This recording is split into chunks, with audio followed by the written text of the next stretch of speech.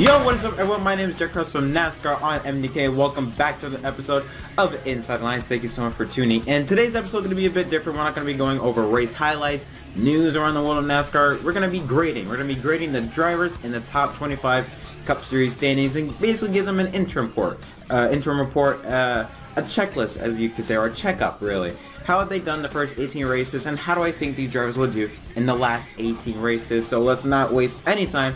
Let's get into it. Let's first start with the driver of the number 1 Camaro 01 from Chip Ganassi Racing's Las Vegas's Kurt Busch. 0 wins right now in the column. However, he has been very consistent this first 18 races. 4 top 5s, 10 top 10s. 0 poles though, but he has led 39 laps, an average start of 15.17, but a very consistent average finish, 10.11. That's one of the best right now of all the drivers in the Cup Series so far this season. In my book, he gets a B+.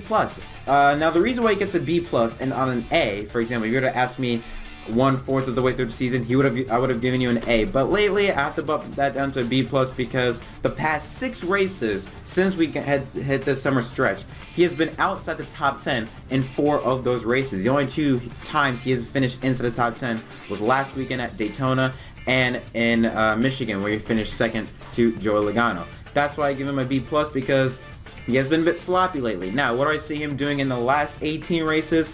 I see him maybe getting better. Again, I see him potentially winning at Bristol. That's the likely situation I see that happening. He finished second in the spring to his brother Kyle. He is the defending winner in the fall race at Bristol, so you know, who knows. I really see Kurt only winning 1 race and it being at that track. Up next is the driver of the number 2 Team Penske Ford Mustang Michigan's Brad Keselowski. He has currently 3 wins in the bank, 1 at Atlanta, Martinsville, and at Kansas. He has had 7 top 5s, 9 top 10s, 0 poles. However, as you see that little stat colored in yellow, he does have the most laps led out of any driver so far this season, it being 775, and he has an 11.9 in not only his average start, but also in his average finish.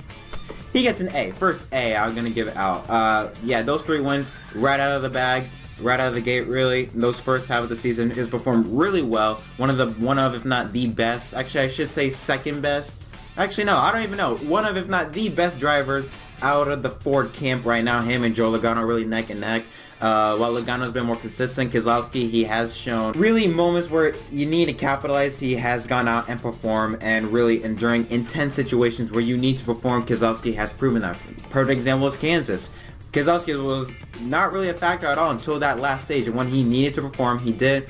I see that in the last 18 races of the season. While I don't see him being a championship contender, he could be, but I don't see him being a championship contender. I see him maybe getting eliminated on the round of 8. I see him though picking up a couple more wins as we head closer into the playoffs. But yeah, so far, A for Brad Keselowski. However, I have to give up my first bad grade of the season, or at least of this episode, and that goes to number 3 car of Austin Dillon. Currently sits 22nd in points, 0 wins, 0 top 5s, 3 top 10s, 3 poles, 88.9 laps led, an average start of 11.61, and an average finish of 19.28. Yeah, he's gonna get a D. D- for Austin Dillon because really at the start of the season he started out really good. From Las Vegas to around maybe Toyota, he was running inside the top 15, even inside the top 5 at some points, and then all of a sudden after Richmond, which I believe he scored a top 12 finish, he just sank. We have not heard from him. He's just been in the back of the pack. I don't see it getting any better. The reason I give him a D- though is because he really didn't do much aside from winning the Daytona 500.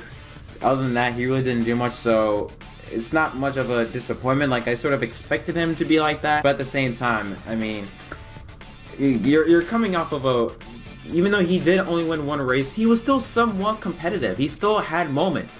So right now in 2019, he just had little sparks, but a lot of downfalls. So I don't see it getting any better.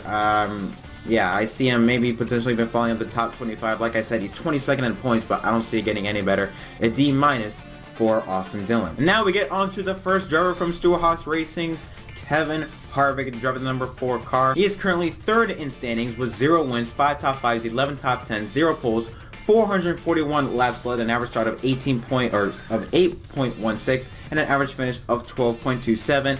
He will get a B- for me. Main reason, that wins column. There's a big old goose egg in that wins column. He has not won yet. We have to understand, last year, around this time, around halfway through the season, he had already 4 or 5 wins in the bank already. was considered the big three. Now he hasn't won a race. He's down on top 5, down on top 10s, down on laps led. He's down on everything from last year at 12.27. I mean, compared to what he had last year, that's not that good. Again, it's a good season, but for Kevin Harvick, from what he had last year, it's a disappointment. Do I see it getting any better? I mean, he did have a good run, great run in fact, at Chicagoland.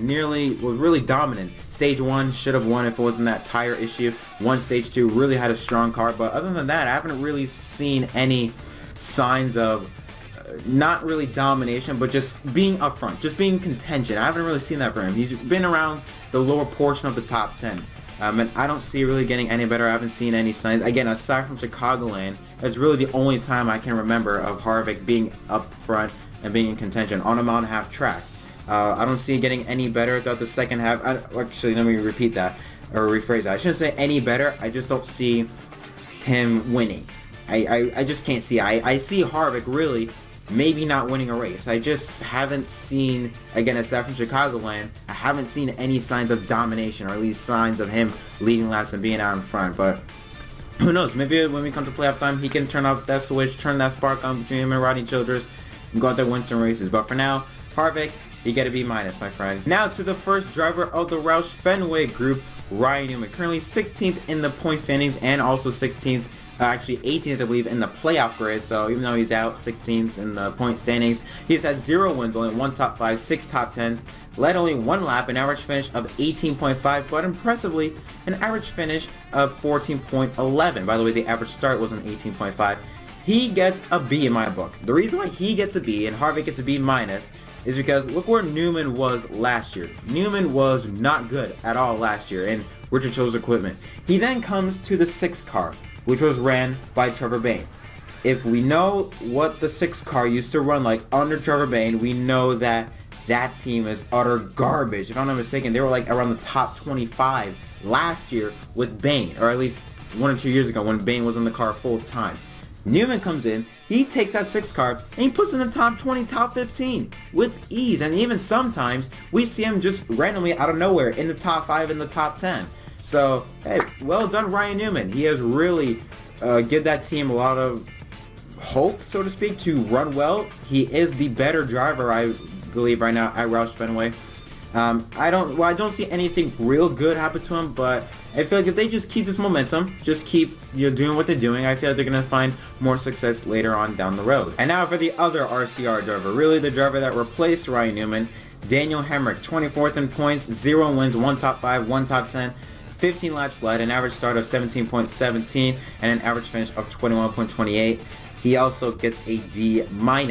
Now, why he gets a D- is because even though he is a rookie, and I get that, but I really did expect more from him. And yes, he's an RCR equipment, but come on.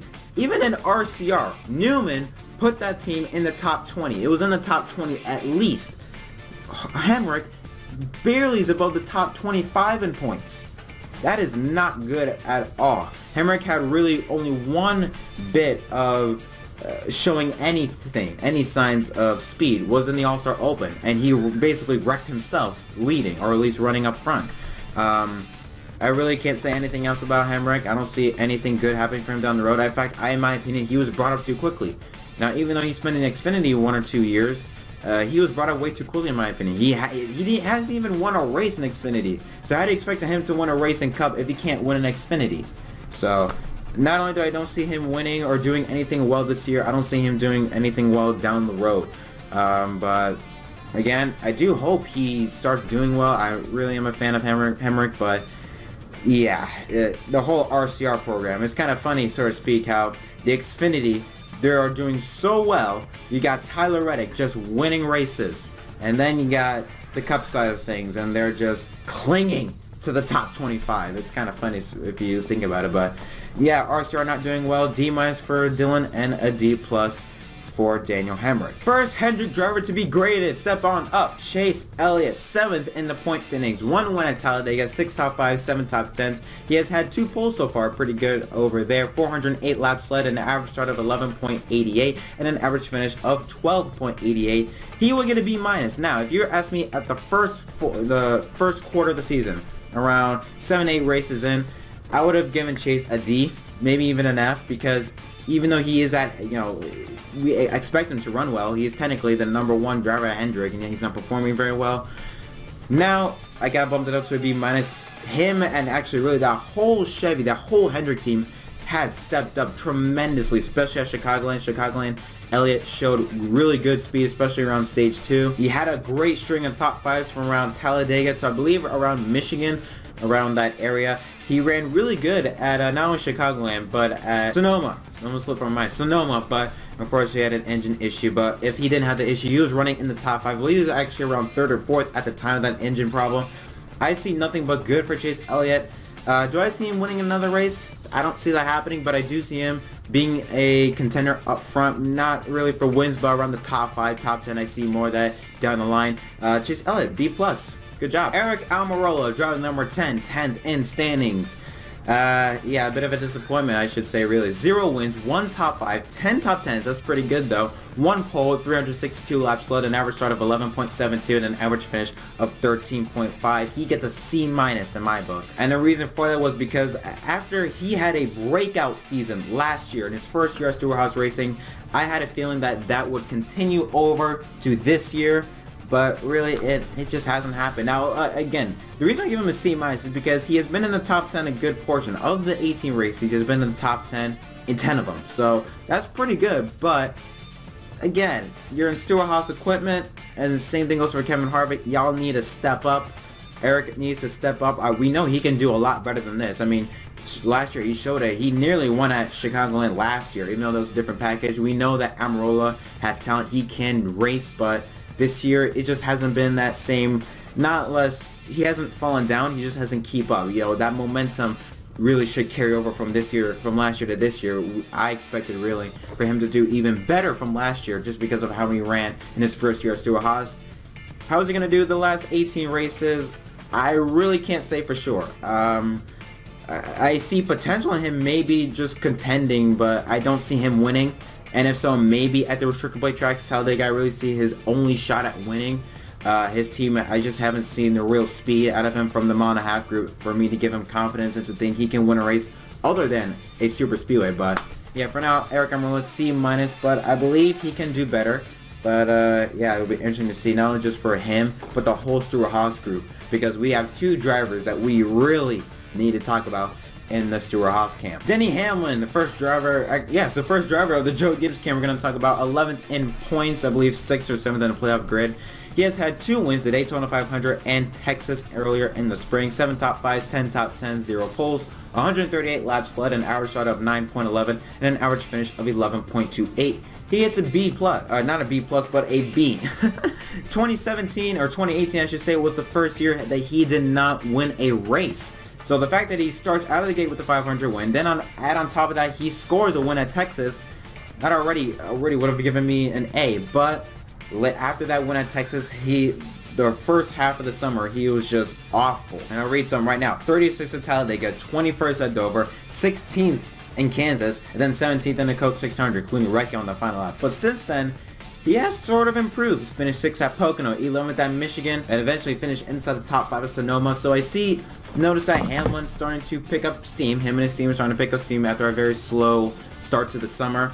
Hamlin, he's like a sleeper in the Joe Gibbs camp. Everyone is really looking at, Truex and Busch as the stars of Joe Gibbs. I keep an eye up on Hamlin. Hamlin could be a sleeper. Don't be surprised if you see him all of a sudden just attack when the playoffs start.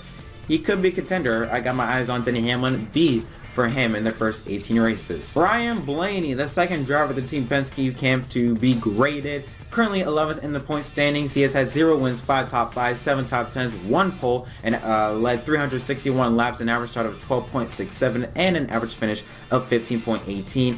He gets a C-. Main reason is because of what his teammates are doing. Logano leading the point standings, 1 at Michigan, very consistent. Brad Keselowski scored 3 wins. Yet Blaney, he's sort of like that, like those teams. Like, you know how every NASCAR team, they would have 3 great drivers or 3 great cars and then just 1 backmarker or 1 car that just doesn't perform well. That's Ryan Blaney. I don't know what happened between this year and last year. Last year, I believe he scored 1 or 2 victories. I know one he scored at the Roval. I believe he scored another win, but I'm not sure. He has really under-delivered so far this first 18 races. I expect him to do a lot better, especially with his teammates winning and being up front. I expected Blaney to be a lot better. What do I think of him in the next 18 races? Not much. I don't see him, in fact, getting any better because I haven't really seen signs of him getting better. I mean, think about in the last 10 races of the season, he's only finished inside the top 10 in 3 races. Granted, those came in very recent. The past 3 of 4 races, he has finished inside the top 10. But again, I just don't see, any race winning speed out of that car. Could we see it later in the season? Possibly, but for now, I just don't see that happening. Maybe when we get into the playoffs, maybe Team Penske can not only get Keselowski and Logano can keep them afloat, but it can also bring Blaney along with the program. But for now, Ryan Blaney, you got to C-, my dude. You need to step up if you're going to contend for that championship with the Penske boys, my friend. Ty Dillon, driver of the number 13 car for Germany Racing, 23rd in the point standings, 0 wins, 1 top 5, 2 top 10, 0 pulls.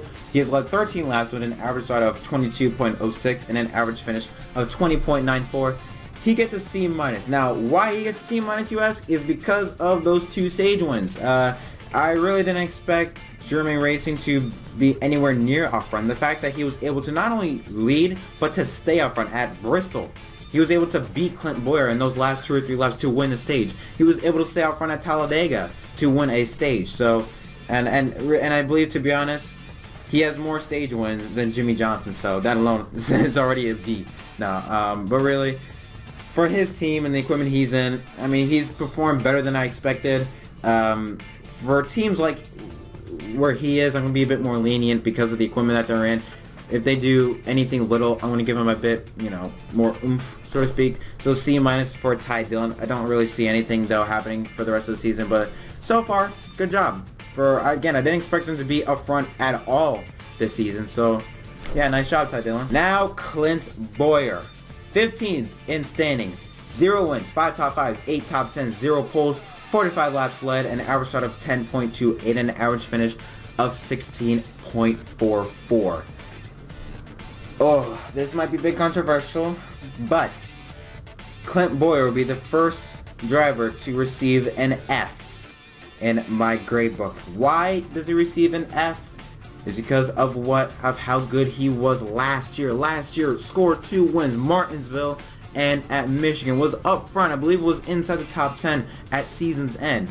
This year, he has been awful in terms of year-to-year comparisons. In the last 10 races, he has only been inside the top 10 in 3 of those cases. He did have a streak around 4 top 10s, but that was really early on in the season, from I believe around Martinsville, Richmond, Talladega, I think, and Texas, where he finished 2nd. But since then, I mean, he's just been awful, really. Crashed at Michigan, I mean, but really by himself, got loose, spun by himself. And the reason I give him an F is because of how he's running. Not on top of that, of how good he ran last year, and he's in Stewart-Haas equipment. Yes, Stewart-Haas, they have been going down recently, but, I mean, come on, Clint. You were so good last year. This year, you are so, you're really bad. I really don't even see him performing any better. I don't see him doing any better. Maybe at the at the specialty tracks, your road courses, your short tracks. I see him doing well at that, but the meat of the schedule, the 1.5-mile tracks, even the 2-mile tracks. Remember, we go back to Michigan not too long after, as well as Pocono. I just can't see him performing when he needs to. So that's why he will get my first F of this, I guess, semester of this video. Again, might be controversial, but I mean, come on. He's in Stewart-Haas equipment. I expect him to be at least in the top 10 or in the top 12, but 16.44 is an average finish. Come on, man, you gotta step up. Ricky Stenhouse Jr. Sorry, I don't know why I said Ricky. I don't know. It's just natural to me, really, when it comes to talking about rookie Stenhouse Jr. 19th in the point standings for Ross Fenway Racing in 2019. 0 wins, 1 top 5, 2 top 10s, 0 poles. He has led 54 laps so far with an average start of 14.17 and an average finish of 18.67. He gets a D-. And main reason is, look at his teammate, Ryan Newman. Newman, while he has not been up front, I don't expect him to be up front. Look at the equipment he's in, but he is still able to have moments to be up front when, you know, random points during the race, he'd be in the top 5, be in the top 10. Stenhouse, on the other hand, I mean, Daytona last weekend, that was, I think, one of, if not the only time that I can remember Stenhouse being in contention. And the man spun himself out. Even when leading, he wrecked himself. I mean, D-. I mean, really nothing else to say. D- for you, Stenhouse. Kyle Busch. Even though I do hate you, Kyle Busch, you have been stellar so far. You get an A+, the first A+ I believe I've ever handed out in this video. 4 wins, 10 top 5s, 15 top 10s, 0 poles, 769 laps led with an average start of 10.89 and an average finish of 7.33. And you saw those numbers that are highlighted, that's the most out of any driver. He has the most wins, most top 5s, most top 10s, and the best average finish of any driver this season. And those laps led, he has the second most. The most laps led goes to Brad Keselowski, and I believe Keselowski only has 6 laps led more than Kyle. So Kyle, he's just been on a tear. He has slowed down a bit. Daytona was just an off day, and also Chicagoland, an off day for him. But Sonoma, he won, or he finished second in, so I'm giving him a break. Chicagoland didn't do well, Daytona didn't do well, but those are 2 races, especially one is Daytona, so that really doesn't count. Yeah, I see Kyle Busch being a major championship contender. I see him doing nothing but good. He's going up. I see him being in the championship 4 and possibly could get his 2nd championship by season's end. So yes, A+ for you, Kyle Busch. I do hate you, but I gotta respect you. When you, hey, in my class, all right, in my class, if you do well, I don't care if I like you or I hate you. If you do well in my class, I give you the grade. That's how it works. That's how life should work. Moving on, and we move on to another A student, that being Kyle Busch's teammate Truex Jr. He has had 4 wins so far this season. Sonoma, Richmond, Coke 600, and I can't remember the other one, but yeah, he's had 4 wins this season, 7 top 5s, 11 top 10s, 518 laps led with an average start of 50.56 and an average finish of 11.33. He gets an A in my book. I mean, the reason why he doesn't get an A+ is because he's not the best, but he is really good. He will be also, I feel like, a championship 4 contender. A for you, Truex Jr. I believe you might have a shot at also getting your 2nd championship by season's end. And now we go from 2 A students at Joe Gibbs to now the worst of the Joe Gibbs. Erik Jones, 18th in points. I believe he's also 18th in the playoff grid, means he's out of the playoffs. He has had 0 wins, 4 top 5s, 8 top 10s, 0 poles, and led 45 laps with an average start of 17.17 and an average finish of 15.72. You get a D. You get a D, Erik Jones. Man, oh man, how... look, you can say all you want about Erik Jones. He has had tire problems. Even in races that he didn't have tire problems, he just hasn't been running well. Now, don't get me wrong. Even during races where nothing bad happens, he has been up front. But, I mean, come on. A lot of times, there have been situations, certain races, where he has had no issues, just hasn't been up front. Finished 7th at Chicagoland, which is great, but wasn't really nowhere near the top 10 the entirety of the race. I feel like he just pulled a 7th place finish out of his ass. But yeah, I don't see Erik Jones doing any better for the rest of the season, next 18 races. I haven't seen anything that makes me to believe that he will be a contender. I don't even think he's gonna make it in the top. I don't even think he will make the playoffs. I said that. I don't see Erik Jones making the playoffs. I really just can't see it. I really can't. If so, he will just be 16th. He will just take that last playoff spot. But yeah, this first half has not gone too well for that Jones boy, and I don't see it getting any better. And the worst part is he's on the hot seat.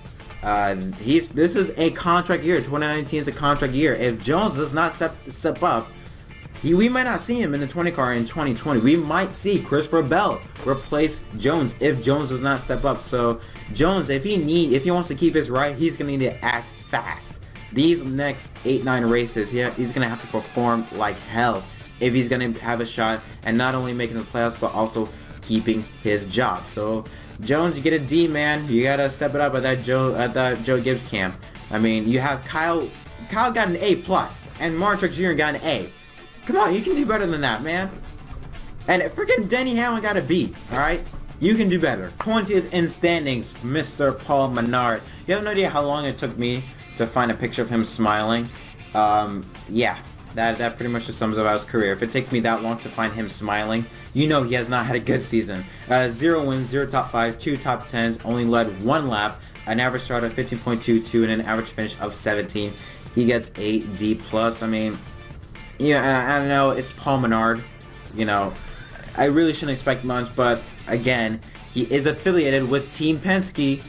Penske has got Keselowski and Logano. I really expect him to be at least somewhat better. You know, I'm not expecting him to be in the top 10, but I mean, really, only 2 top 10s, Menard.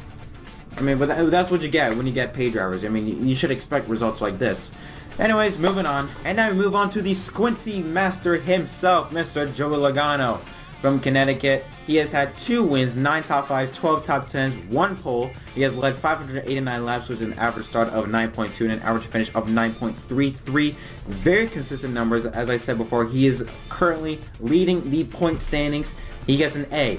I also believe he will be a championship contender, and I really see him not winning the championship, but he will be a strong contender, contending for his championship, possibly going for 2 in a row. Very consistent, like I said.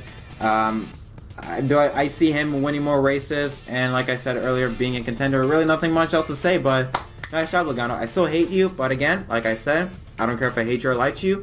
If you bring in the results, you get the grade. A for you, Joe Logano. William Byron, in his 2nd year in Cup, my God, he has impressed me. 12th right now in standings, 0 wins, only 1 top 5s, but 6 top 10s. Most poles out of any driver, currently 3. Actually ties with Austin Dillon, but because he's higher, we're going to give it the most poles to William Byron. 180 laps led, an average start of 10.89, an average finish of 14.67. Byron gets a B- because of where he was last year. Last year, even though he was brought up, you're still in Hendrick, he was still pretty pissy, so to speak. So the fact that he really turned it around, especially during qualifying. 3 poles, 1 at in the Coke 600, another one I believe at Dover, and then his 3rd one at, or the first one came at the Daytona 500. Not only has he been running in front, they're now starting to figure out how to, how to race, how to finish races. Him and Chikenhouse. Lately, I've started to see more consistency out of that 24 cam. Ran extremely well at Chicago Lane, even past Kevin Harvick at some point in stage 2 to lead laps. So Byron, he has done really well. I don't see him winning a race. I know there are some people online that are saying, oh, who's the next driver to win? People are saying William Byron. No, I don't see him winning, but I do see him being in the top 10 a lot more. Yeah, William Byron, good job, buddy. B- for you, and I expect you to do even better in the next half of the season. Chris Buescher, driving for JTG Daughtry Racing, 21st in standings, 0 wins, 0 top 5s, 2 top 10s, 0 poles, 11 laps led, an average start of 21.44, and an average finish of 18.39. He gets a C. I really did not expect JTG really as a whole to be, I don't want to say good, because there's a lot of different levels of good, but I didn't expect Chris Buescher to be as much up front as I expect him to be. In reality, I didn't expect him to be anywhere near the top 20. So the fact that we have seen moments where he has been in the top 10, top 5, not top 5, but top 10, top 12, top 15. Really good for him and his team. I see him doing better. I see him having maybe more consistent moments. I believe they just need to get some momentum rolling. If they do, I think they can start clocking top 15s, top 12s, and maybe even top 10s. So yeah, nice job for Chris Buescher. I give him a C so far in 2019. Daniel Suarez from Monterrey, Mexico. Stewart Haas Racing, driver number 41. Haas Automation Ford Mustang. 17th in standings. Man, this one's gonna be tough. 0 wins, 2 top 5s, 6 top 10s, 0 poles. He has led 53 laps with an average start of 16.66 and an average finish of 15.72. He gets a D+. Now, even though he has performed better than he was at Joe Gibbs. We are seeing him in the front a lot more than we saw from him last year. He's 17th in points. In Stewart-Haas equipment, again, I go back to the fact, I know Stewart-Haas are going down, but they're not that bad. I mean, Harvick is 8th, Almirola is 10th. You should not be 17th. The fact that you're 17th in Stewart-Haas equipment, that automatically gives you a D+ for Daniel Suarez. Do I see him getting any better? I see him maybe having more moments up front, maybe scoring 2 or 3 more top 5s, but other than that, really nothing else from Daniel. I don't think this is a contract year, but I believe Gene Haas can do something that can make Suarez lead the 41 car. But Suarez, you need to pick up the pace, man. You and Clint Boyer, y'all need to pick up the pace. You're in Stewart-Haas equipment, alright? Come on, man. Y'all are better than this. Kyle Larson, the second of the Chip Ganassi driver. Now, we gave Kurt, I believe it was a B- or B+. Larson, though, he's not that lucky. 14th in points right now, 0 wins, 2 top 5s, 6 top 10s, 1 pole. He has led 185 laps, an average start of 15, and an average finish of 16.78. You know what? He gets a D+, but that's a 69.99. Just, I mean, in the past 10 races of the season, 5 races, he has finished 25th or worse, or 20th or worse. In the past 10 races, he has finished, I believe, outside the top 10 in 7 or 8 races. He did have a great run at Chicagoland, but I need to see consistency. Also, a lot of people, social media people in the media, they also saw maybe Kyle Larson's back after he won the All-Star race, and then he finished 33rd in the Coast 600, then finished again outside the top 20, 25 at Michigan. I mean, I need to see some consistency first. That's why I give him a D, but I guess that's 69.99. I feel like things need to fall right in place for Kyle Larson, and if that happens, I see him really starting to get the ball rolling. Again, the Chevys, they're coming. That sounds weird. They're coming strong. Hendrick is doing great. Is starting to get some momentum. Kurt, even though he has fell a bit, he is still running very well. I expect Larson to do the same in the second half of the season. That's why he gets a D+, but I expect Larson to do much better in the second half of 2019. And now on to Jimmie Johnson. Johnson currently 13th in standings. He has had 0 wins, 3 top 5s, 8 top 10s, 1 pole at Texas. He has led 78 laps with an average start of 11.72 and an average finish of 13.5. He will get, and again, I'm trying to be fair. I'm being fair. Not many people are going to view this as fair, but I am. C- for Jimmie Johnson. Now, he is still the worst of the Hendrick groups. That is a fact. He is still the worst of the Hendrick drivers. In fact, I think he's the second worst of all the Chevy drivers. Well, except for RCR. They're too far down the abyss hole. You can't save them, right? They're gone. But in terms of actual maybe contention, Johnson, he is the worst of the bunch. But one thing I am starting to see from Jimmie, and that's why I give him a C-, is I'm starting to see consistency. Sonoma, even though he finished 12th, he was really in the top 10, top 8 for majority of the day. At Chicagoland, was extremely good. I'm not sure he led laps. I believe around 8 or 9 laps. He didn't lead much, but he was in the top 5, top 10 for 80-90% of the day. At Daytona, finished 3rd, but again, we're not gonna really count that. But I see again potential in that 48 team. I see them doing nothing but good things later on in the second half of the season. Really, the whole Hendrick team, I see nothing but good things coming from them. The way they have been, they're starting to be more consistent. They're starting to be faster during practice. They're starting to qualify a lot better, and they're starting to race better. I see nothing but good things for that 48 team. Do I think he's going to win?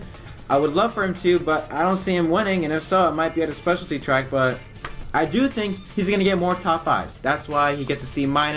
I see good things happen for him in the second half of the season.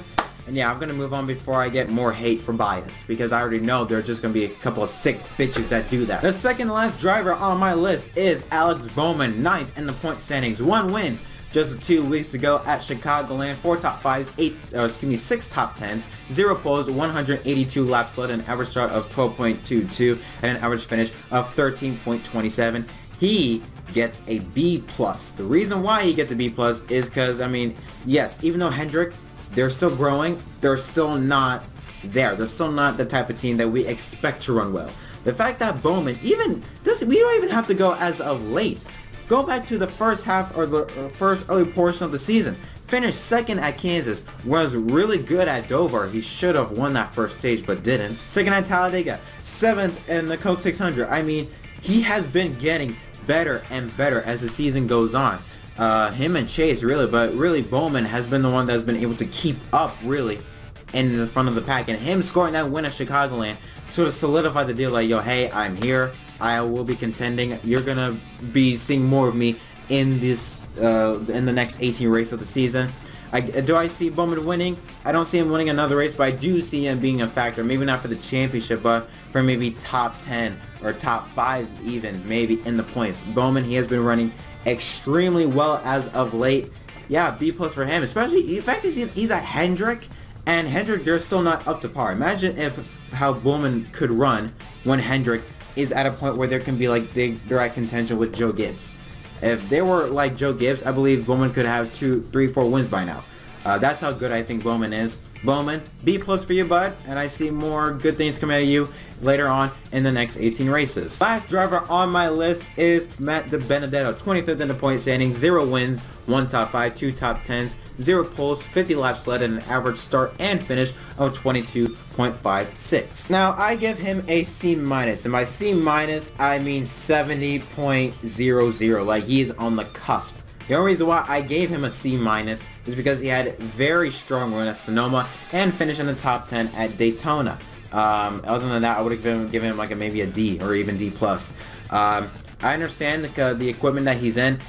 I really didn't expect much from Matt Dibenedetto.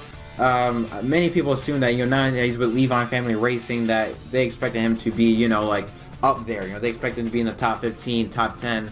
I didn't expect much of that. I expect him to be around where he is. A bit lower. I expect him to be 20th or 19th, not 25th. That's why he got to C- and not like a C or a C+.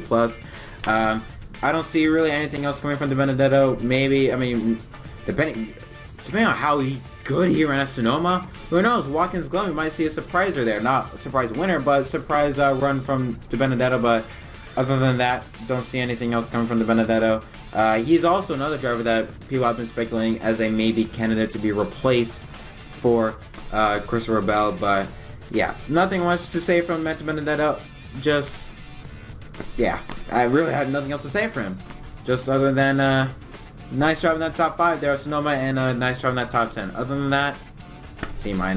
And that concludes the NASCAR mid-season report for the Monster Energy NASCAR Cup Series. Thank you so much for watching. Tell me, what do you guys think? Do you agree with my grades? If not, tell me which drivers do you think should deserve a certain grade, and explain why in the comment section down below. I really would appreciate it. I'd like to get some feedback from you guys. What do you guys think of this show? Do you want me to do more of things like this? Updates on certain drivers and their seasons? We'll love to hear you guys in the comment section down below.